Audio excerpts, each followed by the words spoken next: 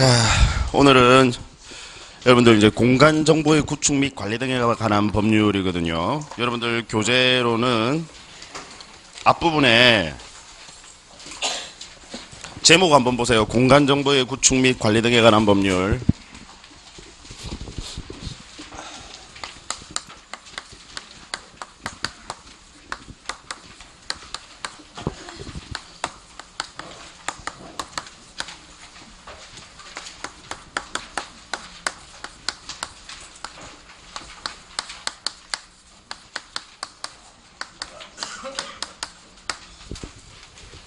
제목도 기네요.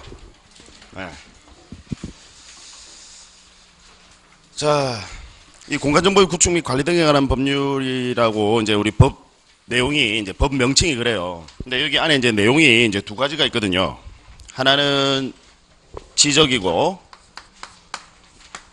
하나는 수로 조사입니다. 수로 뭐 이야기하는 거냐면 이제 바다예요. 바다. 우리 시험 범위에는 바다는 들어가지 않습니다. 그럼 이 중에서 시험에 들어가는 건 여러분 뭡니까? 지적. 그래서 이제 우리 공간정보의 구축 및 관리 등에 관한 법률을 그냥 소위 지적법이라고 합니다. 그래서 여러분들 이제 시험에 들어가는 내용은 지적입니다. 지적. 자, 일단 본격적으로 이제 교재 들어가기 전에 이제 여러분들과 이제 지적에 관해서 먼저 개요부터 좀 설명을 드리고 이제 구체적인 내용을 들어가도록 하겠습니다. 자, 우리 과목이 여러분 지금 우리 시험 과목이 오늘 수업하는 이 시험 과목이 뭡니까? 공시법이다, 그죠? 공시법. 모르고 오신 분도 계시죠? 오늘 지금 처음 오신 분도 계시죠? 예, 좀 낯선 분도 계신 것 같긴 한데 제가 늘 이제 바람이 있거든요. 이제 예전에 이제 앞에서 했던 수업을 이제 다시 또 반복해서 우리는 이제 수없이 이제 여러 번 반복을 하고 이제 시험장에 들어가시게 됩니다. 그래서 이제 수없이 반복을 하면 이제 제가 앞에서 했던 내용을 또 반복을 하게 되면 이제 분명히 이제 앞에서 들으셨던 분들은 조금 지겨운 표정을 지어줬으면 좋겠는데 늘 항상 새로운 표정을 짓습니다. 네. 그래서 부디 이제 좀 여러분들이 지겨운 표정을 짓기를 바라면서 이제 수업 들어가도록 하겠습니다. 자, 이제 수로조사는 이건 우리 시험 범위의 내용이 아니고요. 이제 지적인데 지적이라고 하는 것은 토지의 표시를 지적 공부에 공시하는 거예요. 이걸 지적이라고 합니다. 토지의 표시를 지적 공부에 공시하는 거예요. 자, 그래서 제일 먼저 이제 첫 번째로 나오는 테마가 토지 표시입니다. 토지의 표시를 지적 공부라는 공적 장부에다가 등록, 공시하는 거예요. 그게 지적입니다. 그래서 제일 첫 번째로 우리 이제 지적법에서 제일 첫 번째로 나오는 테마가 토지 표시고요. 이 토지 표시가 지적법의 총론에 해당되는 부분이고 지적법이 여러분 시험에 몇 문항 출제되는 줄 아십니까? 지적에서 몇 문항 출제가 되죠? 예, 12문항이 출제가 되는데 그중에서 보통 12문항 중에서 토지 표시에 해당되는 부분이 한 4문항에서 5문항 정도 출제가 됩니다. 그러니까 시험에서 출제 비중이 가장 높은 테마라고 할 수 있습니다. 자, 토지 표시 5가지를 토지의 표시라고 합니다.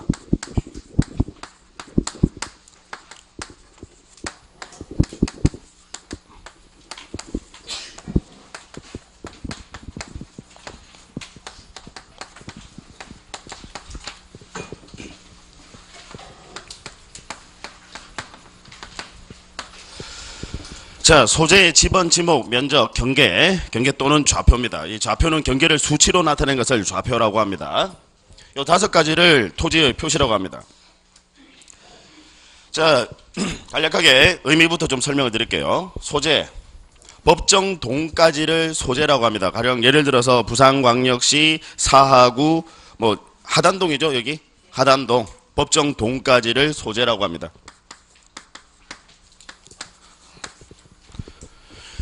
소재가 뭔지는 여러분들 모르시는 분들은 없으실 거고요. 이 소재와 관련해서는 우리 지적법의 규율 대상이 아닙니다. 무슨 이야기냐면 왜 여기를 하단동으로 정했느냐, 부산광역시 사하구 하단동으로 정했느냐는 우리 지적법의 규율 대상이 아니니까요. 소재와 관련해서는 별도로 시험에 출제되지 않습니다. 다만 여러분들은 이제 소재의 의미가 뭐냐 정도는 좀 알아두셔야 돼요. 소재의 의미, 법정동까지를 소재라고 하고 이 법정동까지 이 소재는 토지의 표시 중에서 하나다라는 것만 알아두시면 됩니다. 소재도 토지 표시예요. 예. 그 다음 지번입니다. 지번은 각 필지마다 우리 토지를 헤아리는 수량 단위를 필이라고 합니다. 각 필지마다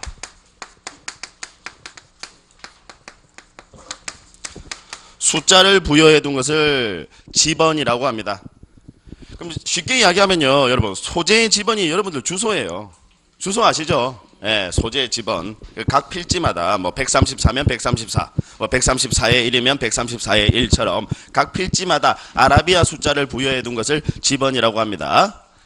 자, 그다음 이제 지목인데요. 지목은 특히 이제 처음 하시는 분들은 이 지목에 대해서 조금 대충은 알고 계시는데, 우리 지목 상식적으로 지목이라는 것에 대해서 대충은 알고 계시는 분들이 많아요. 근데 이제 정확하게 잘 모르시는 분들도 계십니다. 무슨 이야기냐면, 여러분 여기 근처에 산 있잖아요. 산은 지목이 뭡니까? 이제 그렇게 물어보면요, 일단 여러분들은 답을 안 하는 게 정상이에요. 왜냐하면요, 산이라고 전부 다 임야 아닙니다. 그러니까 무슨 이야기냐면, 지목이라고 하는 것은 토지의 형상, 생긴 모양에 따라서 분류하는 게 아니에요. 토지의 이용 용도에 따라서 분류한 것을 지목이라고 합니다. 토지의 지목이라고 하는 것은 이용 용도예요.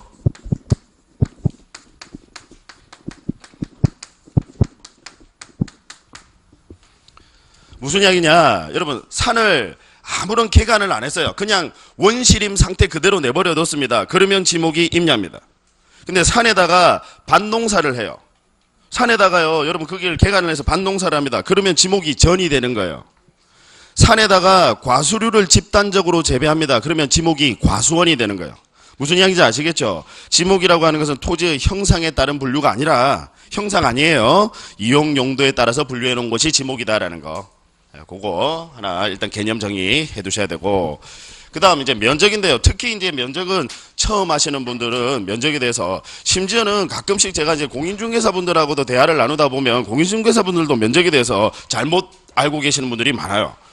어떻게 시험에 합격했는지는 잘 모르겠습니다. 중개사법을 만점을 받으신 것 같아요.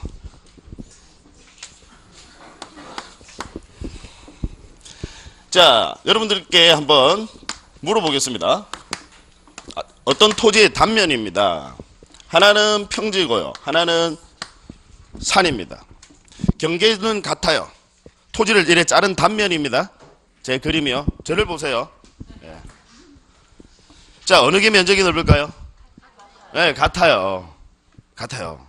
면적이 다르지 않습니다. 그래서 제가 가끔씩 이제 공인중개사분들하고도 이야기를 나누다 보면, 이 산을 깎게 되면 면적이 줄어든다라고 말씀을 하시는데, 전혀 잘못된 이야기입니다. 완전히 잘못된 이야기예요. 면적은 같습니다. 면적이라고 하는 것은 토지의 수평면상의 넓이입니다. 수평면상의 넓이라고 하는 것은 그 토지가 있으면요, 그 토지를 위에서 수직으로 내려다보는 거예요. 수직으로 내려다보고 거기에 대한 평면도를 그려요. 평면도, 즉 도면을 작성합니다. 그래서 도면을 작성해서 그 도면상의 넓이를 측정하는 것이 면적입니다.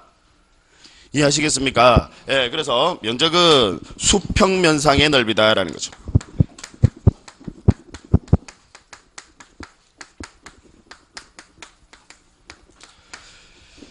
자, 그러면 수평면상의 넓이를 측정하기 위해서 잘 생각해 보세요. 자, 면적을 측정하기 위해서 실제로 토지에 가서 그 토지의 길이를 재서 면적을 측정하게 되면 수평면상의 넓이를 측정할 수 있습니까? 토지에 가가지고 현장에 토지에 가서 토지의 길이를 재는 순간 경사면은 고려될 수밖에 없어요. 이거 길이 재는 순간 얘가 길이가 길게 되잖아요. 무슨 이야기인지 아시겠죠? 그래서 면적을 측정할 때는 항상 위에서 수직으로 내려다본 평면도를 작성합니다. 그 평면도를 도면이라고 합니다. 도면을 작성해서 그 도면상의 넓이, 쉽게 이야기하면 그 도형의 넓이를 측정하는 것이 면적입니다. 의미 아시겠죠?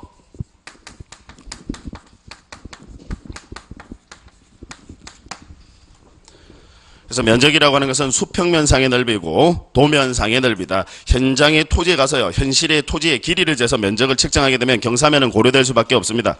그래서 면적이라고 하는 것은 수평면상의 넓이기 때문에 그 토지에 해당되는 토지의 평면도, 도면을 작성해서 그 도면상의 넓이를 측정하는 것이 면적이다라는 거. 자, 그 다음 경계는요, 경계는 다른 말로 하면 소유권의 범위를 경계라고 합니다. 소유권의 범위.